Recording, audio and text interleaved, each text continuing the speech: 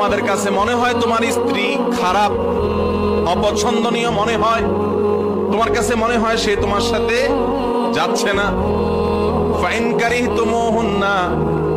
যদি তোমাদের স্ত্রীদেরকে তোমাদের কাছে ভালো না লাগে, ফাসা আন তাকরাহু শাইআন ওয়া ইয়াজআলুল্লাহু ফীহি খায়রান কাসীরা, যদি তোমাদের স্ত্রীদেরকে তোমাদের কাছে ভালো না লাগে তো মনে রাখবা দুনিয়াতে বহু জিনিস তুমি মনে করছো খারাপ, পরে দেখা গেছে সেটা ভালো হয় না। এরকম অনেক জিনিস আছে যেটাকে তুমি ভালো মনে করো না, অথচ